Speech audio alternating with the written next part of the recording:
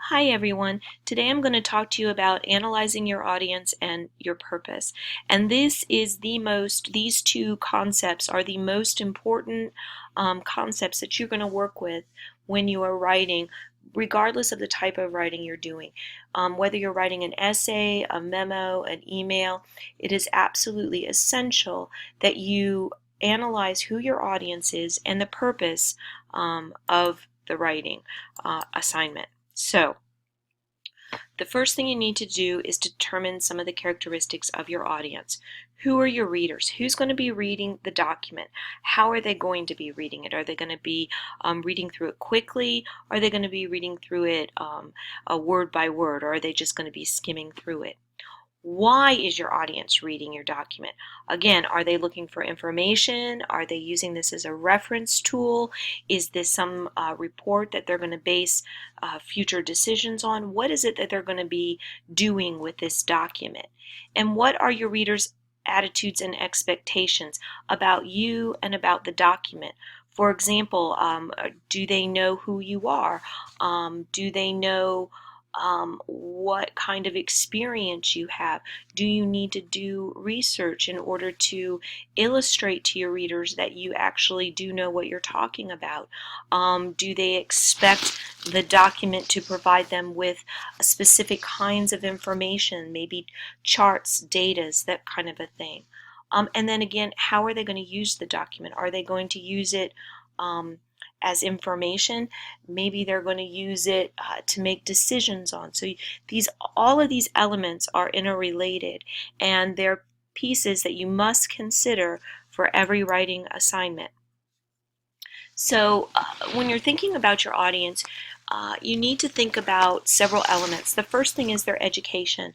What is their education? Are they an expert in the field, or is this the general population? So for example, the average reading level is between 6th and 8th grade. So are you writing for someone who has a PhD in engineering, or are you writing for someone who is interested in learning more about the field of engineering? Those are very different audiences, and they have very different needs for information. What is this person's professional experience? Are they familiar with the acronyms and the terminology in your field, or is this something, are these terms going to be new to them? What is their job responsibility? Maybe one of your readers or one of the people who will get the document is the administrative assistants whose job it is to skim the document and to decide where it needs to go or who needs to see it next. Or maybe it's a mid-level manager who's going to look at your research and make some recommendation to upper management based on the research that you've done. So job responsibility is a key element to your audience. Their personal characteristics and preferences are also relevant. Maybe you have a manager who only wants everything in writing, or maybe he prefers to read everything on his cell phone. So you need to understand how the document's going to be used and how your readers are going to want to interact with it. Maybe you're creating a documentation for how to put something together or how to take a piece of equipment apart. In which case, are they going to be able to turn the charts in different ways to follow the directions? Do you need to have images on it? So all of these factors are relevant when you are trying to decide how you're going to set up your document.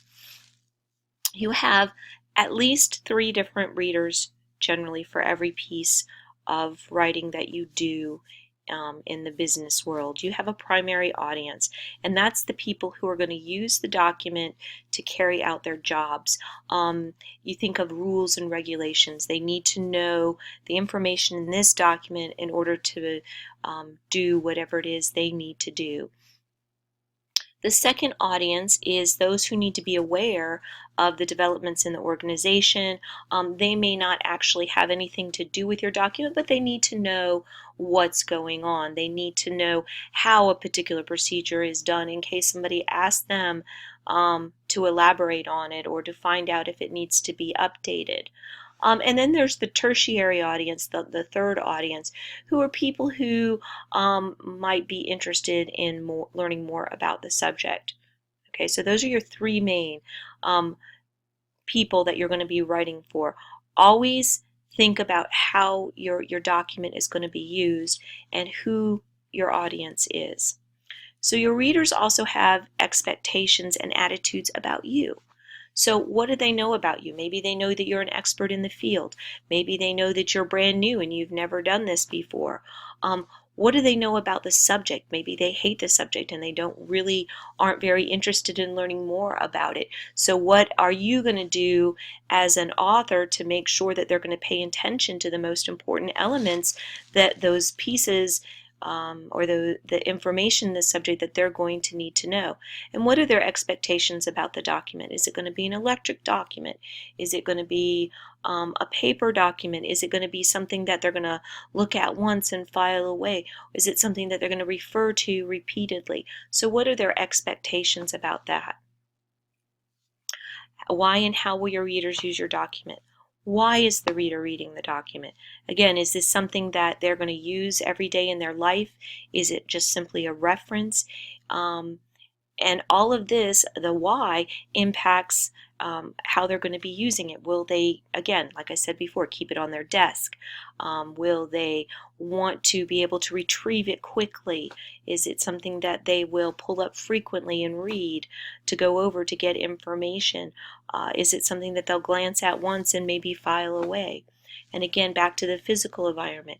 Is it something that they need electronically so that they can pull up and reference, or are they going to need both formats? Are they going to need both an electronic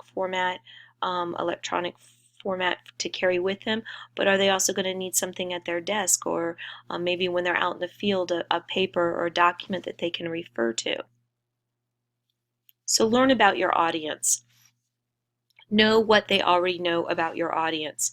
And if you don't know what they already know, ask them. Find out what is typical.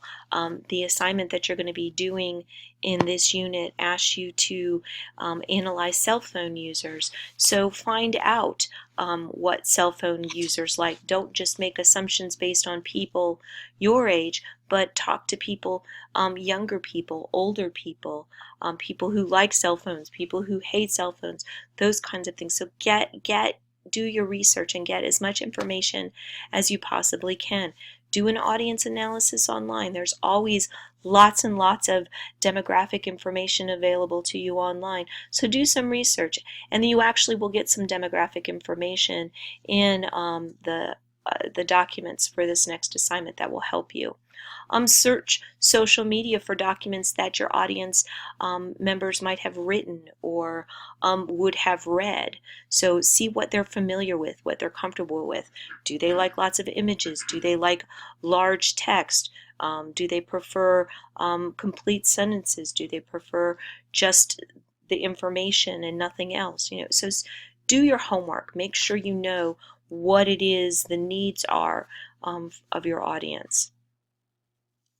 When you're writing for people who are from other countries or for whom English is a second language, you want to limit your vocabulary, and by that I don't mean dumb it down, but don't use 10 words when 3 words will provide the information. So don't make long convoluted sentences. Again, don't dumb it down. Be respectful of your audience's knowledge, but make sure that it's understandable. Don't use abbreviations and acronyms. And if you need to do so, provide a glossary, either an in-page glossary, a hot link, or something at the bottom of the page or at the end of the document that can that can explain terms that might be unfamiliar to your audience. Try to avoid jargon whenever possible. I always tell this story of my dad was in the Navy, and I was on the ship with him when I was a little girl one time, and I asked if I could go to the bathroom, and he said, "Yes, the head is down the hallway." Well, I had absolutely no idea, being 9 years old, that was the jargon term for the bathroom. So I'm like, "Yeah, but Dad, I gotta go to the bathroom." So make sure that your audience knows the terms that you're using. And again, always avoid jargon whenever possible. And if you need to, if it's required for some reason, then make sure you've got that glossary available for your readers. Finally, your purpose, and I've kind of been interweaving the purpose with the audience throughout this discussion, but make sure you're really clear on what the purpose of the document is. What is the document supposed to accomplish? Is it supposed to provide information for someone? Is it supposed to be just a reference point? Is it supposed to persuade someone to do something? Maybe you're trying to persuade upper level management that you need to hire 2 more technicians. Think about what the purpose is. What do you hope to achieve by writing this document? And again, all of this is interrelated to the audience. And what do you want your audience to know? When your audience finishes reading this document, what should they know? What should they have learned? What should they now believe? What should they now understand? Is there something you want them to do? Is there a call to action if at the end of the document something needs to be done? Have you explained very carefully to your readers what needs to be done and what are the next steps? So think very carefully about your audience and your purpose. And these 2 concepts are really the most important elements to everything that we do. And you'll see this with every assignment that I give you. I'm going to say, who's your audience and what's your purpose? What is it that you are trying to accomplish with the document, and who's going to read this? How are they going to use the document? Because those are going to be the elements that determine how you shape the document, even what type of document it is, how it's formatted. Everything that goes into creating a document, the information that's provided in it, the research that you do, all of it is based on these 2 pieces. So once you get these 2 pieces down, then everything else falls into place a lot more easily. So if you have questions, post them in the I have a question forum, and I'll talk to you again soon.